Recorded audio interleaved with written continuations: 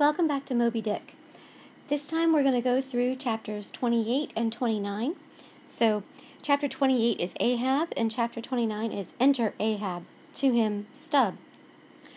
We're going to go through this, and we're going to talk about stream of consciousness, which is interesting because, according to the literary theory historians, stream of consciousness as a device did not exist when Melville was writing, and it's generally attributed to James Joyce and Virginia Woolf. We'll come back to that. Alright, so first, chapter 28, we get our very first physical description of Ahab from Ishmael himself, and he is described as a man cut away from the stake, burned alive, and this is all that's left. He's also called a bronze statue of Perseus, and he's described as having a slender, rod-like mark, lividly whitish, like a lightning strike on a tree. Don't know if that's been with him from birth or if that's acquired during life. Don't know if it goes from the top of his head all the way down his body. It's part of the mystery that is the man. He doesn't speak. He doesn't interact with anybody. He just kind of skulks around and terrifies everyone. Until around April or May, when the weather starts getting better, they start getting farther south, and then he starts to, almost stop glowering. It says, more than once did he put forth the faint blossom of a look, which in any other man would have soon flowered out in a smile. Now, I think there are a couple of things going on in chapter 28. It's a short chapter.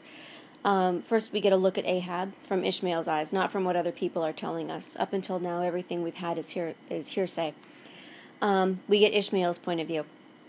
But I also think, in addition to trying to make Ahab sound both gorgeous and frightening and mysterious and heroic and tragic and put in all kinds of weighty literary import to this figure, I still think Ahab is stalling.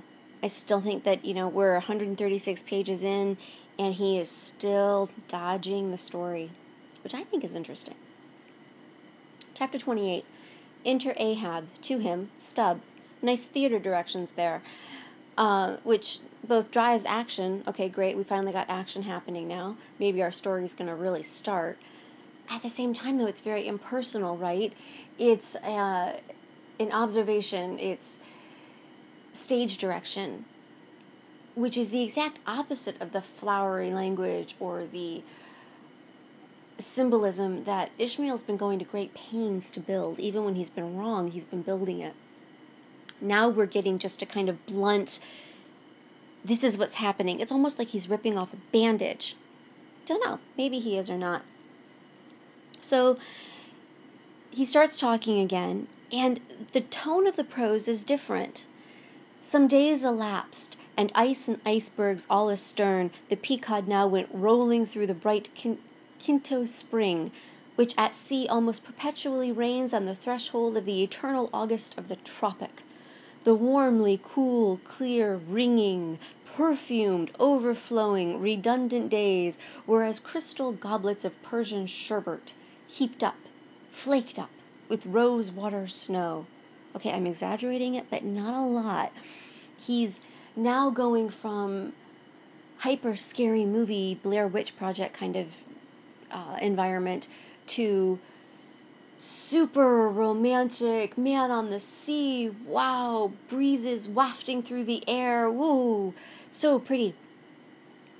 The second paragraph is interesting because I think Ishmael's fear is starting to creep back in again. He says, old age is always wakeful, as if, the longer linked with life, the less man has to do with aught that looks like death. Among sea commanders, the old grey-beards will oftenest leave their berths to visit the night-cloaked deck.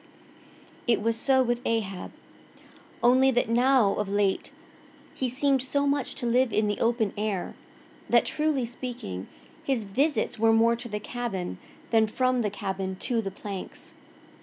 It feels like going down into one's tomb, he would mutter to himself, for an old captain like me to be descending this narrow scuttle, to go to my grave-dug berth.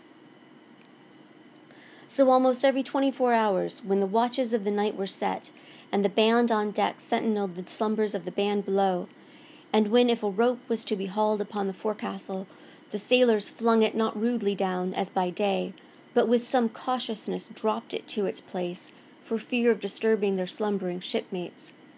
When this sort of steady quietude would begin to prevail, habitually, the silent steersman would watch the cabin scuttle, and ere long the old man would emerge, gripping at the iron banister to help his crippled way.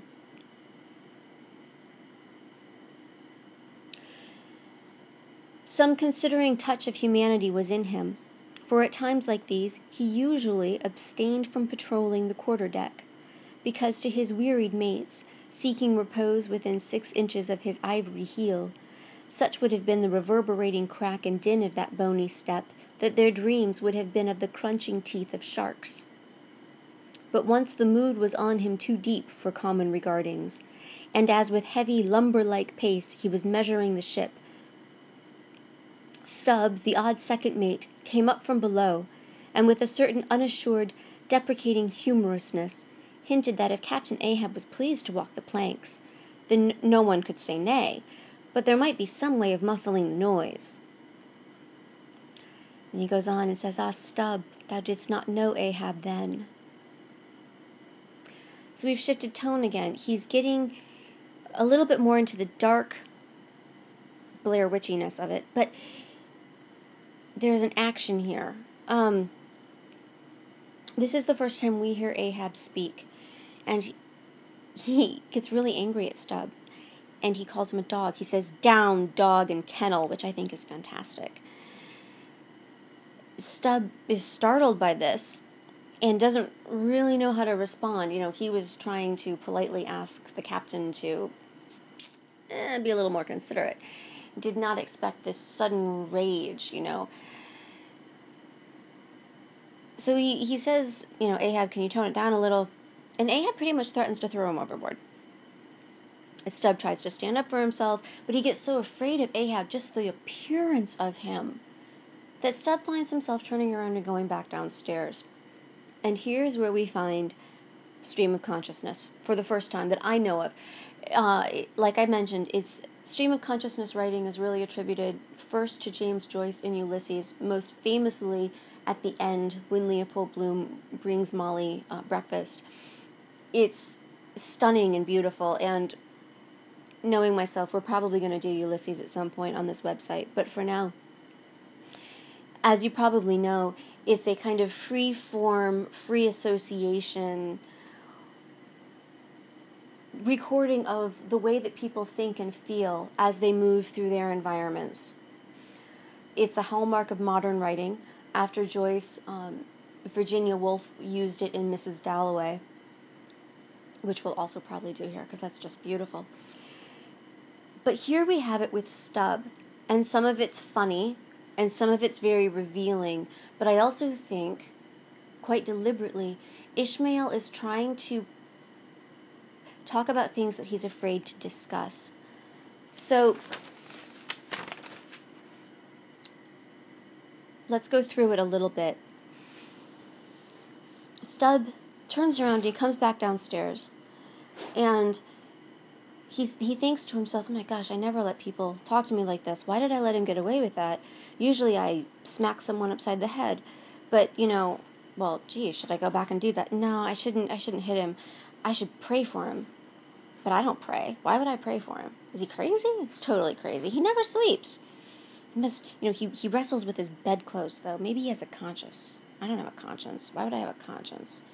Why does he go to his bed? Why does he go to the back of the ship? Who knows? Whatever, time for bed." And then Stubb says something interesting here. He says, the best part of being alive is going to sleep. In fact, the first thing babies do is sleep when they're born. That's weird. Oh well. You know what? I'm not going to think about it anymore. The 11th commandment of my life is think not. And the 12th commandment is sleep when you can. Then he says, "But wait, didn't Ahab call me a dog? Why didn't he just kick me? Wait, maybe he did kick me, but I was so startled I let it go. What's wrong with me? Coming afoul of that old man has a sort of turned me wrong side out. How? Well, I'll sleep on it and look at it in the daylight." And that's the end of the chapter, I think. Yes, that's the end of the chapter. So, old man's crazy. He never sleeps. What's going on here? Best part of being alive is sleeping. Sleep when you can. But, what's going on here? Yeah, I don't know. I'm going to sleep about it and I'll think about it during the day. So here, Ishmael has set up, through this use of this stream of consciousness, first of all, it's funny because the randomness of it all, but there's a contrast of the mysterious Ahab and his affinity with the dark and the night and the grave and the dead and the tomb. And then you've got Stubb, silly old Stubb, who likes to sleep and he likes to think about things in the daylight. And knowing traditional literary dichotomies, we're probably going to want to keep track of what these two do going forward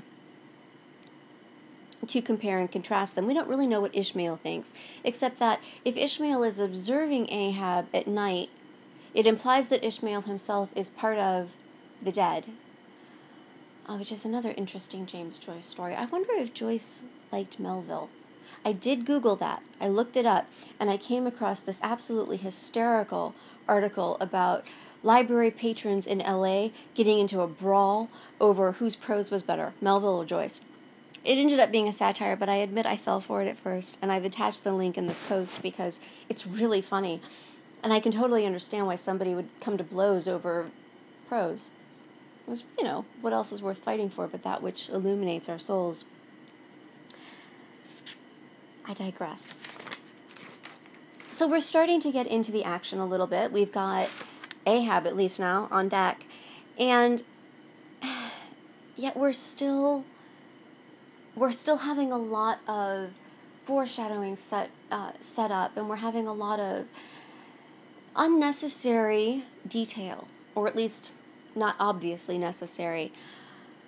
Our next chapter, chapter 30, is the pipe.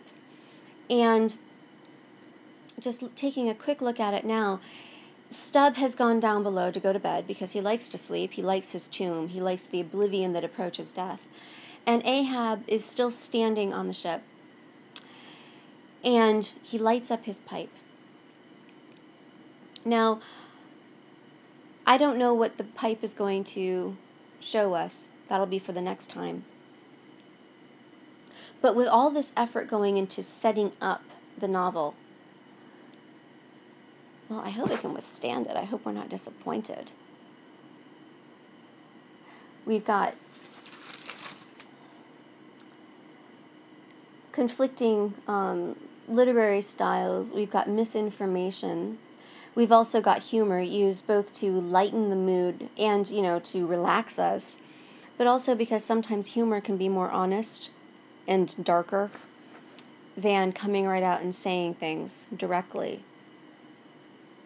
I think that for all of Ishmael's terror and fear, I don't think he's trying to scare us. And maybe that's the purpose behind all of the misdirection. He wants us to hear and to understand. I don't know if it's because he's got a big truth that he wants to share with us, or if it's because he doesn't want to feel alone. Or maybe it's because he wants reassurance that he is in fact crazy and that what he thinks is real isn't, and therefore he can go to sleep safely. We'll find out